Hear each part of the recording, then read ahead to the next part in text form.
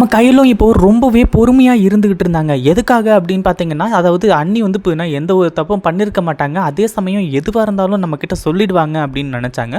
ஆனால் எங்கள் நிலைமை ரொம்ப கைமீறி போக ஆரம்பிச்சிருச்சு. அதே மாதிரி தாலி அருந்து விழுந்ததெல்லாம் வந்து இப்போனா உண்மையிலேயே ஏற்றுக்கவே முடியாத ஒரு விஷயம்.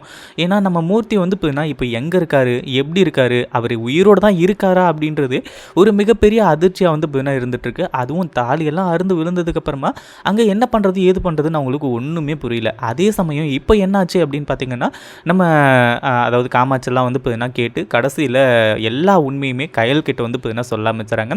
அதாவது இங்கே நம்ம தனத்து மேலே எந்த ஒரு தப்புமே கிடையாது. ஆனால் முன்னாடியிலிருந்தே வந்து பார்த்தீங்கன்னா, அதாவது இங்கேருந்து போனதுலேருந்தே அவங்க புருஷன் மூர்த்தி வந்து பார்த்தீங்கன்னா ஃபோன் பண்ணலை, ஃபோன் எடுக்கலை, பேசலை அப்படின்ற விஷயத்தை எல்லாத்தையுமே வந்து பார்த்தீங்கன்னா சொல்லியிருக்கணும். ஆனால் அதை சொல்லாமல் விட்டாங்க. ஆனால் இப்போ வந்து பார்த்தீங்கன்னா நம்ம கயல்கிட்ட ஆரம்பத்துலேருந்து என்ன நடந்துச்சோ அதை சொல்லும்போது நம்ம கயலுக்கே பயங்கர கோவம் வந்து தனத்தை அடிக்கலாம் போல தோணுது.